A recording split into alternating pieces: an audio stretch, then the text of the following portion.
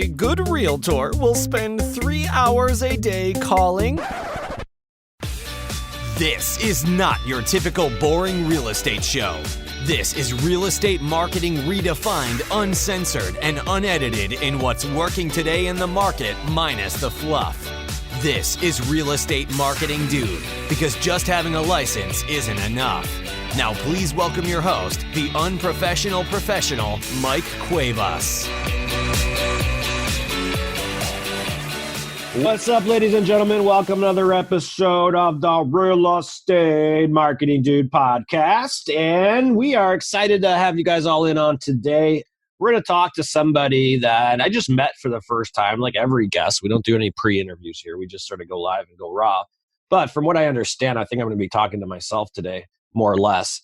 This guy is really good at personal branding, specifically on the digital side in the real estate space in a lot of these quote unquote stuffy businesses. And in short, what he does is he personalizes and humanizes the brand of different businesses in the sense of like dentists, attorneys, those bastards, and all those types of businesses. And he makes them look cool online. But folks, this is a giant game of attention. This is nothing more than this is what attraction is. It's a giant popularity contest, especially in real estate. So today we're going to go ahead and pick his brain. And without further ado, I want to go ahead and introduce our guest, Mr. Edwin Dearborn. What's up, dude? Hey, man. Thanks for having me on your show. And I can just tell by your pace and your vibe that we're going to have a good time. Yeah. Why don't you go ahead and tell our listeners a little bit about yourself, and then we'll go ahead and get rolling on this. Okay. So I've been in marketing my whole life. My parents had several small businesses. So I grew up with an entrepreneurial family working in businesses. So I was back in the day in the 80s when marketing was yellow page ads and handing out flyers. Mm-hmm. And I was 19 years old, and we ran yellow page ads and some ads on the newspaper, and I handed out just a ton of flyers to local businesses. That was marketing. Yep. But as technology changed, so did I. Then I went to work for an advertising agency where I really got to hang out with some cool people that studied a lot. And while working in there, rubbing elbows with advertising guys, they turned me on to a lot of books, David Ogilvy and David Trout and all these other guys, and I started going, wow, I really love this.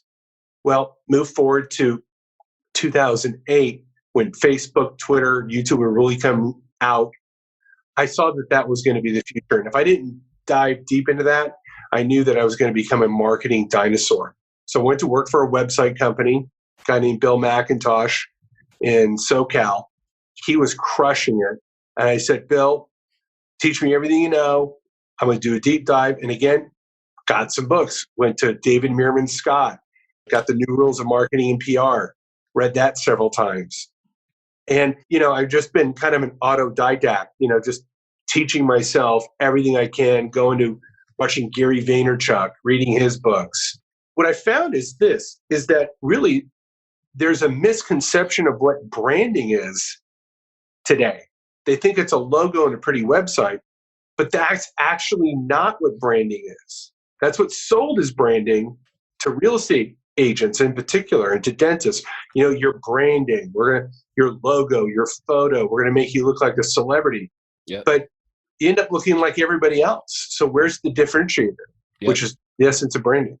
100%. When we do when we're doing these logos and branding, it's exactly right. We're like, I don't care what the hell your logo is. Like, if you want a logo, go on Fiverr, go ahead and pick off. You could get a logo done with a roof and a couple of keys next to it and your initials. Great. That's what you're looking for.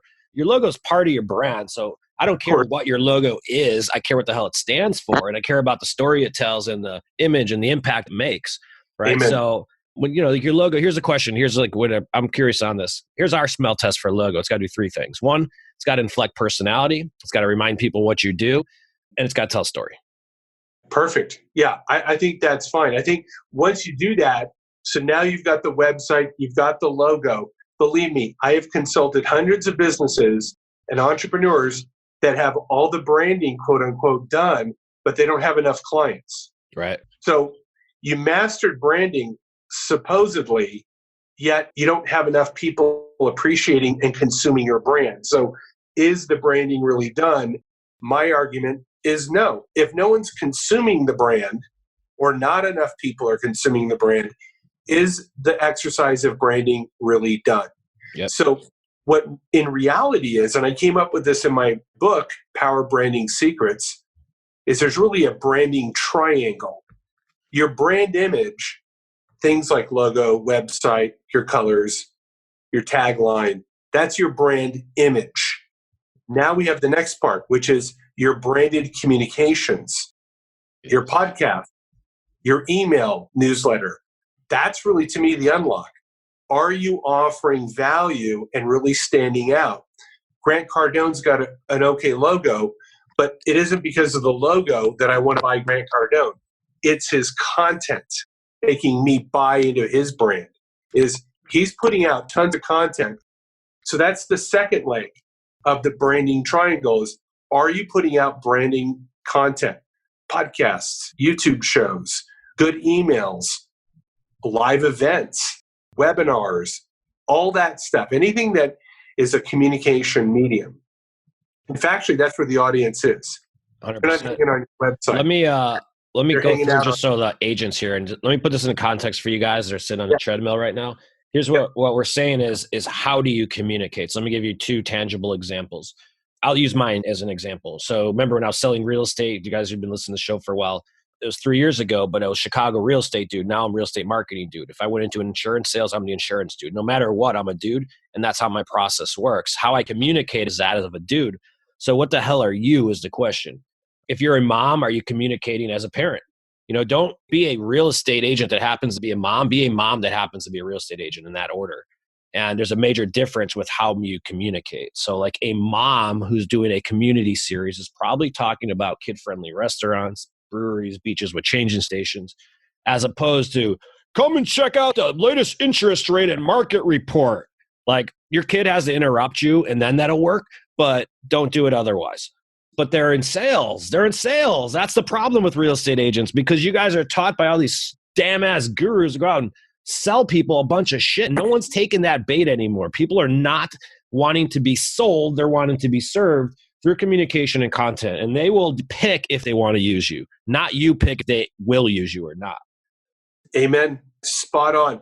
The thing is, if you can really master the content game and offering value, I think Gary Vaynerchuk said it best, become the digital mayor. He was talking to realtors. Yeah. And brokers. He said, become the digital mayor of your community, meaning talk about the restaurants, talk about the schools, interview the local people, get people to love your area and go, man, not only do I want to move there, but I want to have her handle or him handle the move. 100%. To be so well networked in that they'll turn me on to everything that I need to know. Yep. What's number 3? How you serve people, the manner. Are you good with people? Because see, here's the thing. If you've got good manners and good communication skills, bedside manner is what a doctor would call this, right? Mm-hmm. That's going to reflect on your brand. That's going to make you referable, and it'll show up in positive reviews on Yelp, positive reviews on Google. Yep. So let me experience. This is 100% hit on that. The consumer experience is what you're talking about. So like, what kind of closing gift are you buying people? Let me give you guys a real tangible example on what not to do and then the difference between the two. We often think that as real estate agents or lenders that the more money we make, the bigger our closing gift should be. And that's not necessarily true. I used to buy people $400 attorney fees for all their transactions until the end of that tax year. I'm like, holy shit, I spent $28,000 on attorney fees for clients, thinking I was giving them $400 that they would be very grateful for. At the end of the day, not one of them remembered a damn thing I did. Instead, when I started buying them the dude bonsai tree that sat in their damn house for the next 4 fucking years, that they started as a natural billboard of my services, right? Always hitting them over the head, and every morning in the kitchen, they subliminally will think of me, of who got them that damn tree. But the point was they were more appreciative over the $50 tree than the $400 grant. And the point is that people don't remember what the hell you do. They remember how you did it, and they don't remember what you do in a transaction. They don't remember what you do as for a living. They also remember how you do it. So how do you adapt the consumer experience into your process? This is what we call transactional marketing. This is your process. How does a dude sell real estate? How does a mom sell real estate? Better yet, how does a nerd tech agent that is a millennial sell real estate? Everyone has a process, and that's truly your brand. I believe that's everyone's USP, is the way you make people feel during the course of the transaction, because that's what the hell they remember. This is our process, folks. I love how you position that. I'm going to start explaining that, if that's okay with you, that way. And I reference you every time because you're 100% right. Let me just repeat this again. This is really good. Image. What the image people perceive you as. That's part of your brand, right? It's the visual impact. Call that the brand identity. Brand identity, right? So that's one thing. You guys have a logo. If you're using your damn brokers, you're only building their brand and not your own. And if your broker is telling you to use your own damn logo, they're doing you a disservice. Number two, branding communication. This is the content you're creating, right? How you're creating it. What type of videos are you creating? You're doing a podcast. What does that look like? And then thirdly let me add one thing. Sure. Not only branded communication, but the level of distribution. Distribution is also key. Do you have 100 people in your email list, or do you have 20,000 people in your email list? So, when it comes to distribution of your content, size matters. Are you getting it out there? Whether it's through paid email, that's got to be part of the branded communication strategy. And then the last part is how you, in real estate and lending in particular, it's your process. It's the customer service letter to the closing gift, to the process in between. It's how you make people feel during the course of your service with them, because that's ultimately what they remember, guys. Yeah. And you know what? I remember reading an article a number of years ago, and this writer, I forget the name of the person, said there's an actual level above service, and it's called hospitality. And I tweaked on that real hard going, wow, that's true. What makes the Wynn Hotel here in Las Vegas different than the Holiday Inn? Yeah, they both have beds. They both have rooms. One's $1,000 a night. One's $150 a night. Yep. The difference is when you go to the Wynn, not only is it a higher class facility, obviously, but there's a level of service called hospitality. And that's the 5th star in a 5-star hotel. You can't get that with just good towels. Yep. That 5th star comes about from a level of service that goes beyond, it's an X factor. Yep. Yeah, if you can bring hospitality into your user experience, that's the gold star. 100%. Right now in the industry, the big thing is commission compression, which is a real thing, because the truth is a lot of alternatives to buying or selling real estate are happening, whether it's an institutional type buyer like a Zillow or an Open Door trying to take down single family homes as a hedge fund essentially, or it's a flat fee service, or you're doing it for sale by owner. There's a lot of alternatives, and people have choices today, you guys. And that's why you have to really differentiate yourself there, because think about it. If I'm on vacation, I'm not going to Days Inn because I'm looking for a certain experience, and the same thing. But if I'm just traveling and I'm just getting through the night, I'll stop in at a Holiday Inn for $59 all day because I just need to sleep. So people, the question everyone always has is like, can I charge 6%? You could charge whatever the hell you want. The question is that the public will determine if it's justified or not you. That's right. So don't overthink it. Give them a really good reason. See, this is what I've realized in branding. There's actually more money in charging more money. Yeah. I know that sounds crazy. I know that's, so the thing is, can you become that hospitality brand? Can you create such an experience that they want to work with an expert going, of course I'm going to pay you 6%. I've heard about you. I've worked with you. You are the cat's meow. So you earn it all because I'm totally down with everything that you bring to the table. If you bring more to the table, you can ask for more. So now let's reverse engineer the branding triangle. If a person really proactively builds the brand, understanding that branding triangle, going, okay, I'm going to go to this ideal position, this ideal brand, but I've got to build it. It isn't going to happen overnight. It's going to happen through consistency, reiteration, and constantly upping my own game. If you're committed to that, people are going to pick up that vibe. They're going to go, this guy's in it.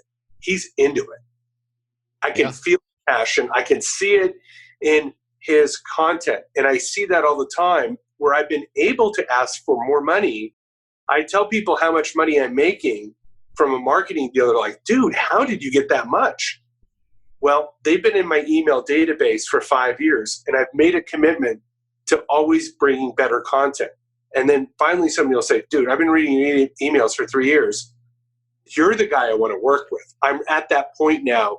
And I go, okay, well, here's my model. Here's what I charge. It's like, that's a little bit more than I expected. But I know you're going to bring a level of ferocity and intelligence and IQ. It's very hard to find in anybody else. Because I sat back and went, okay, what do people really want? And I know that I've got to commit to that process of just over and over and over bring so much value that they're going to want to work with me. So here's the $1 million question. Can you build a brand without content creation? I think the only way, there's only one other way that you could do that. You can become a content curator and share like on a new, like the Drudge Report. Yep. He gets 30, 50 million visitors a month. He doesn't write one article. It's all curated articles in one location. Interesting.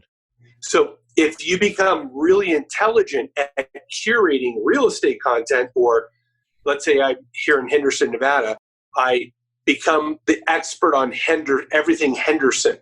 And my website is always publishing things about Henderson, and my little real estate ad is in the corner. Yep. And I'm known as the king of Henderson because I'm good at gathering everything. But then I've also got to be really good at not only being... That'd still be content creation, though. You'd have to create content. Or curate, meaning I collect... Oh, that's true. Yeah. I collect it and package it. Got it. Then distribute it. So Alex Rivlin, we're talking right to you, king of Henderson, Nevada. So if you don't do it, Alex, somebody else is. I promise you that. So quit delaying on your damn content creation. Get off your ass and start creating some content. But you're right. I mean, I don't think you could. The biggest thing right now is like in real estate is that we are surrounded by content, but nobody thinks about it.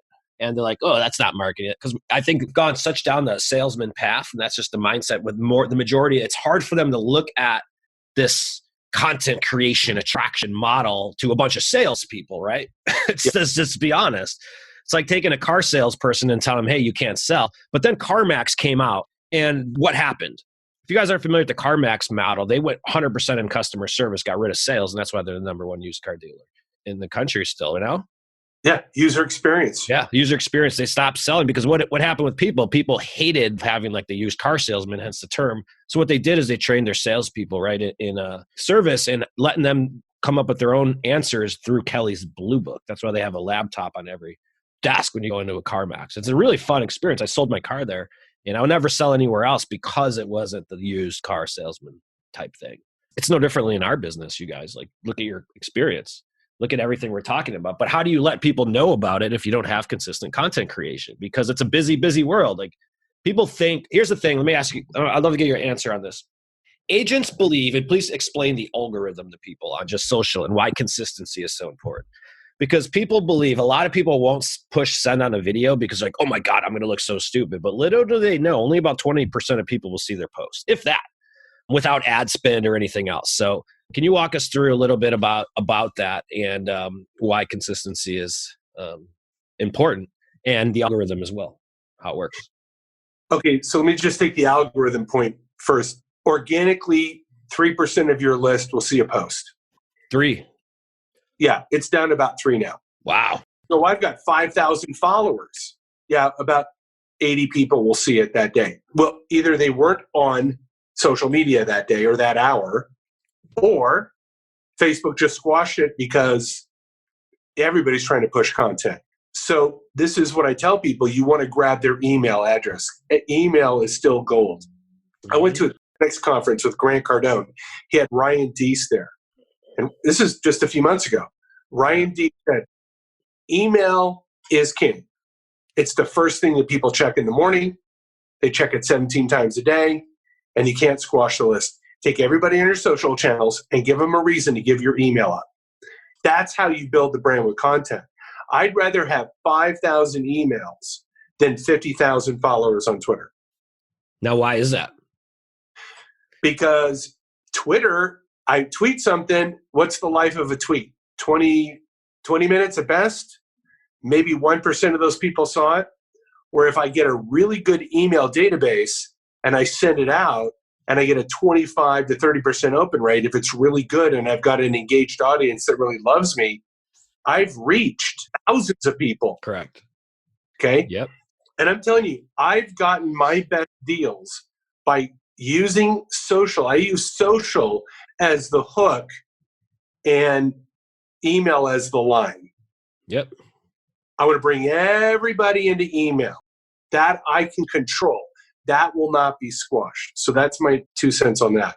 So it's data collection, you guys. Think about when we build, the way our system works when we build somebody on board, we onboard, and part of the process is we build their database or their list of their sphere of influence, and then we segment and organize them. But what's crazy to me is that you guys have to be, we call this database discipline. Like when you start creating a lot of content, you're just going to become more popular, which means you're going to have more conversations. And when you have more conversations, you have to discipline yourself to get that email address, because in real estate, it's not typically through an opt-in when you're talking about SOI and referral. It's usually like belly to belly. Hey, dude, I got your email address. Or you get an email from your fraternity brother and you're like, fuck, do I have his contact info? Am I farming him with my emails? Because every single person lives somewhere, you guys. It's not a matter of when or if they're going to move, it's when. And those numbers say 5 to 7 years across the United States. 10 to 15% of your market and your 10 to 15% of people that see your content move this year. Most of them don't know it yet. Half of them are going to get divorced, they're going to have kids, whatever. But 100% of the people that see your content have referral for you. Now, this leads into your next thing. Why is consistency important? You just said the key number, every 5 to 7 years. If I've been getting your content between those 5 to 7 years, who's probably going to be at top of mind when they're ready to pull the trigger? Correct. So you said a matter of not if, but when. Yep. If I'm consistently in your inbox for 5 to 7 years going real estate, content value, here's how to sell, here's how to buy, and I'm just in your inbox all the time, and you go, you know what? I think I'm ready to sell or buy. Yep. Who do you think is going to be the guy that's going to be at top of mind? 100%. That's just email. We're talking about like layering it. My number one list, believe it or not, for real estate referrals was direct mail.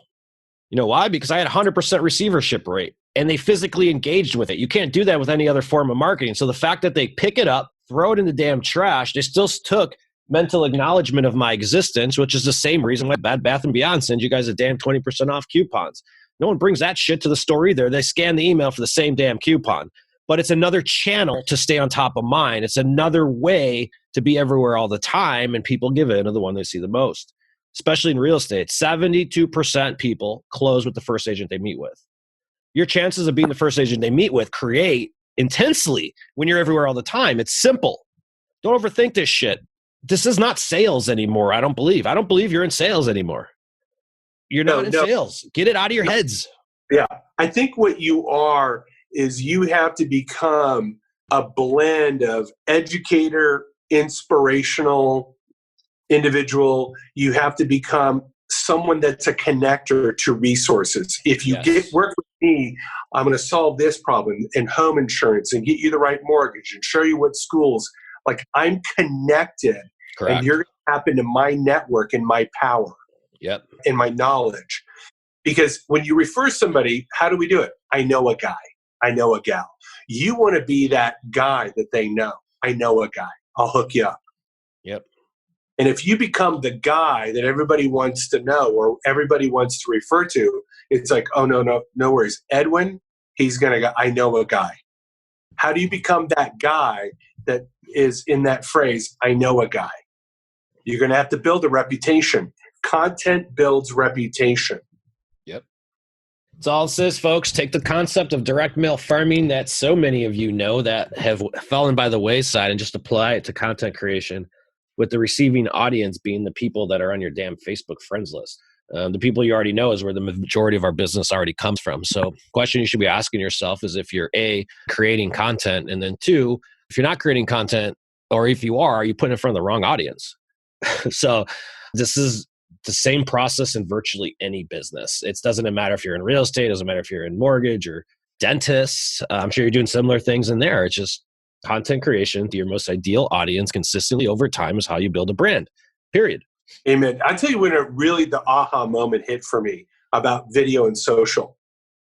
A friend of mine and I, this was back in maybe 2013, 2014, something like that, right when video and social was kind of coming together. Yep. So we did this video. I mean, we did it in his front yard, scripted it out on a couple pieces of paper. He shot it, edited it. I mean, this was not a this wasn't a fancy video by any means. Flip phone days. Almost. It was, I think, one step above flip phone, right? It was like a Canon, it was one of the old Canons, right? So we put it together. I put it out on Facebook. And about 2 days later, I get this direct message on Facebook Messenger when that just came out. And he said, can you deliver that video marketing service you talked about in Denmark? I'm like, yeah, I guess. I don't, but I don't speak Danish. He's like, oh, no, you don't have to worry. Everybody in Denmark speaks English. I'm like, really? Yeah. Now, this is all happening through direct Facebook Messenger, going back and forth. I don't speak Danish. Don't worry, back and forth. So he finally goes, well, what would it cost?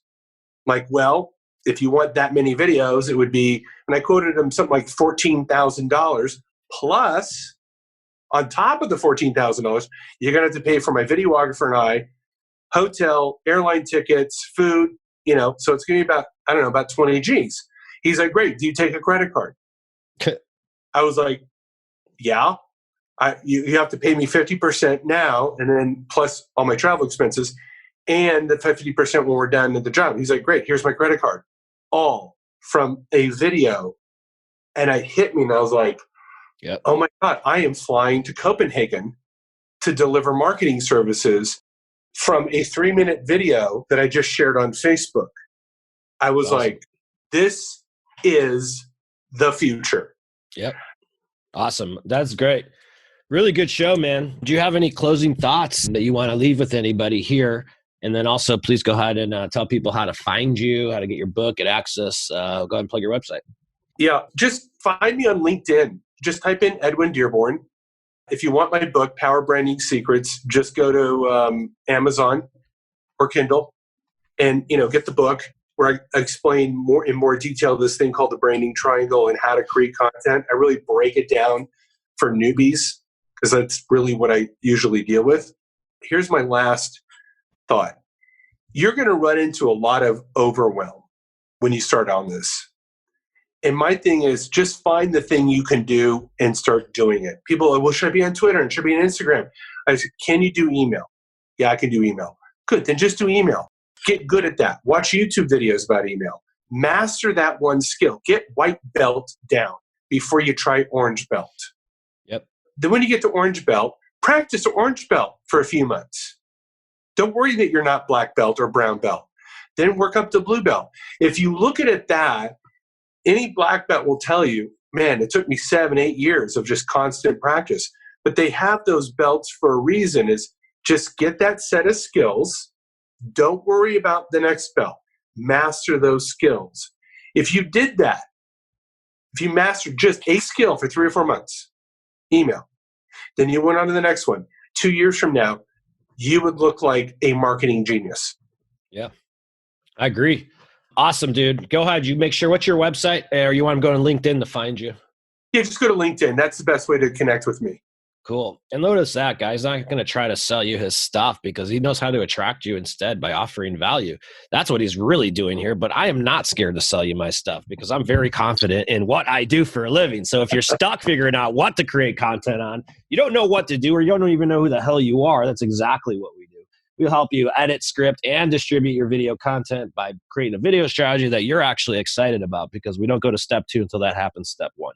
So really appreciate you guys listening to another episode of the Real Estate Marketing Dude podcast. Thanks for following us and leaving nice reviews. Follow us on Instagram. Definitely subscribe to our YouTube channel and connect with me on Facebook. Appreciate you guys listening each and every week. And we will see you next week. I appreciate you guys. Have a good one. Bye-bye. Today's episode may be over, but we have plenty more to keep you busy. To get your complete blueprint for building out a real marketing plan for your real estate business, head over to realestatemarketingdude.com and see if you have what it takes to really become more than just a typical agent. Are you the next real estate marketing dude? Find out here next time on Real Estate Marketing Dude.